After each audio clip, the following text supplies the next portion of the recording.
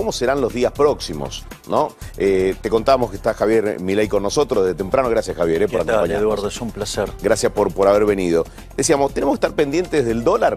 Ya nos va a contar la evolución de los últimos tiempos Damián Dipache, pero digo, hay que estar pendientes del dólar o hay que pensar en otra cosa, digo, para ser serios. A ver, vamos a ponerlo en estos términos. El que se quemó con leche ve la vaca y llora. La historia argentina es una historia, es más, desde que existe el Banco Central, de estropicios monetarios. O sea, nosotros le quitamos 13 ceros a la moneda, tuvimos 2 hiperinflaciones sin guerra. Digo, Argentina es víctima de un desastre monetario, entonces es imposible no mirar el dólar. Ese es el primer punto. ¿Sí? Con lo cual, ese te diría...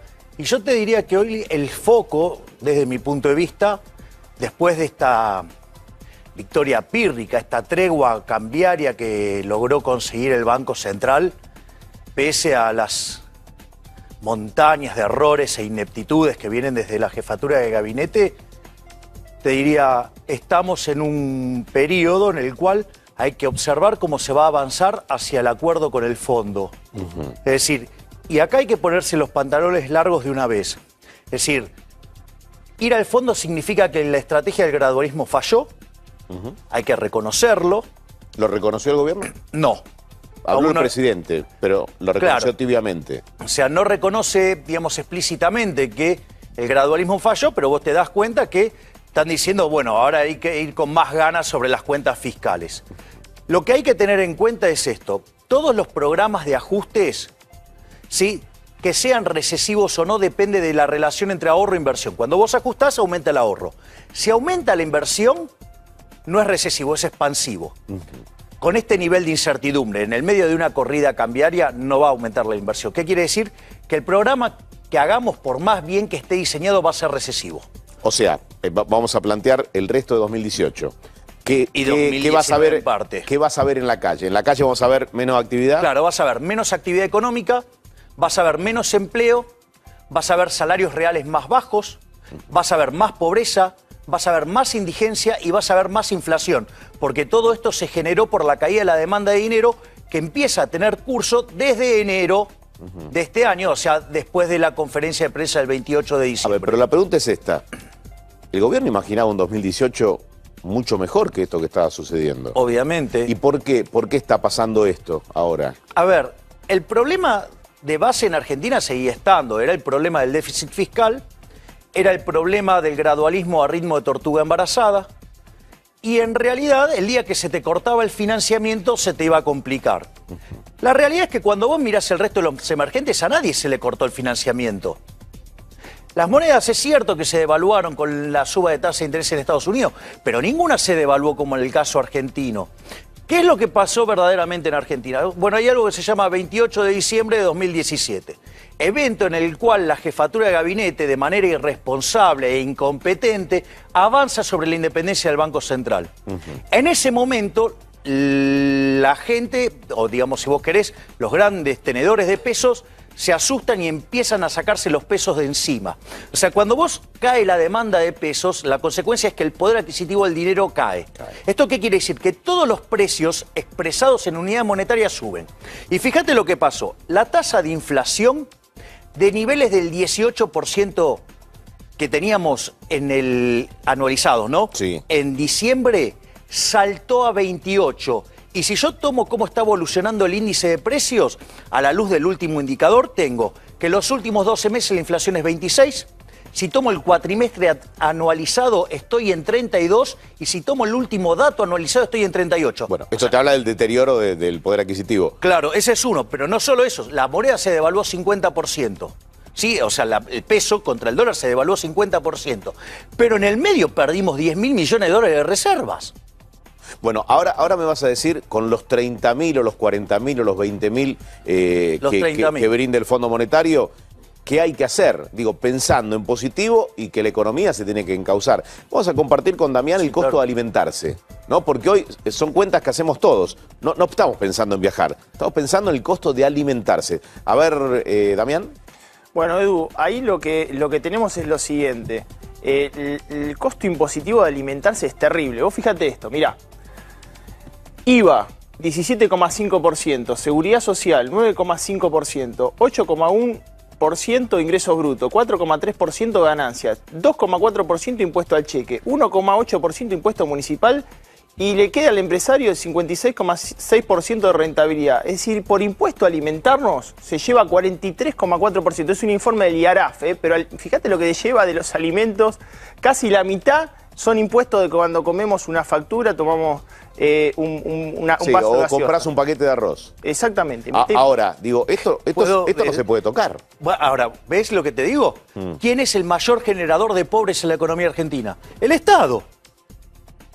El Estado. Está bien, pero si el Estado está quebrado o el Estado tiene que ajustar, jamás va a resignar la recaudación de estos impuestos que lo recauda directamente cuando compras un paquete de fideos. Bueno, pero lo que quiero que quede claro por qué este país es inviable. Vos ponés un trabajador en blanco. Vos cuando recibís 100 pesos, al empleador le costó 165. ¿Sí? Sí. En ninguna parte del mundo existe una carga sobre el trabajo tan grande como existe en Argentina. Vos, ministro de Economía, lo tocarías eso. Yo, digamos, antes de ser ministro de Economía, digamos, volaría a varios personajes de los que están en el elenco actual. ¿Quiénes? La jefatura de gabinete, por empezar. ¿Por qué? Bueno, ¿te parece poco el daño que ha causado? Digo, por el daño del 28 de diciembre solamente. Sí, pero, a ver, apretaron al Banco Central para llevar la tasa al 20%. Eso nos costó una devaluación del 50%, 10 puntos de aceleración inflacionaria.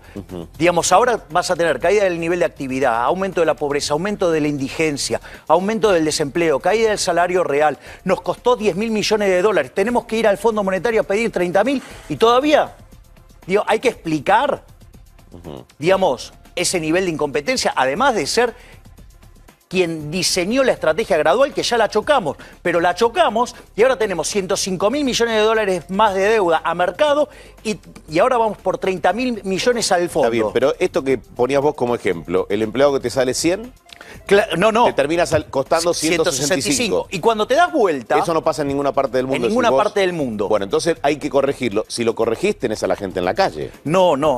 Es falso que cuando se corre el Estado, digamos... cae el PBI, eso es falso, eso se llama falacia de lo que no se ve, digamos, ese es un error de los keynesianos. O sea, en realidad cuando el Estado se corre le tiene que devolver la plata a la gente. Entonces, lo que no gasta el Estado lo gasta la gente, pero la gente lo gasta en lo que quiere y además lo gasta en cosas más productivas, porque además el Estado es... Ponémelo en un ejemplo eso. Vamos a hacerlo, por ejemplo...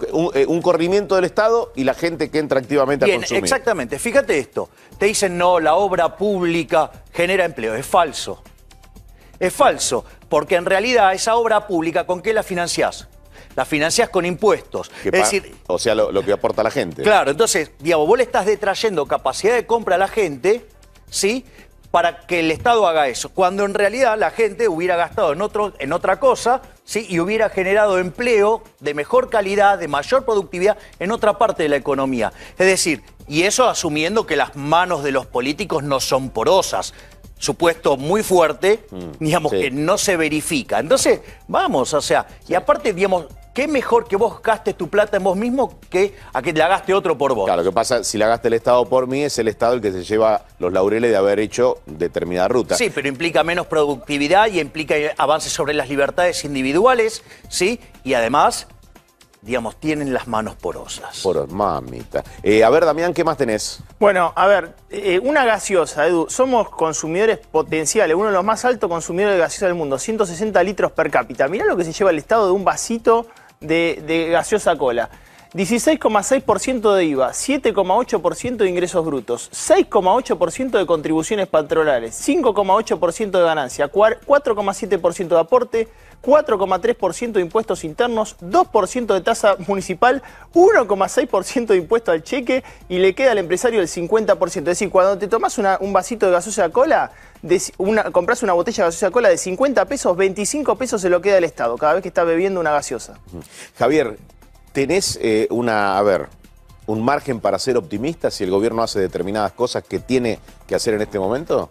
A ver, hoy tenés que elegir entre...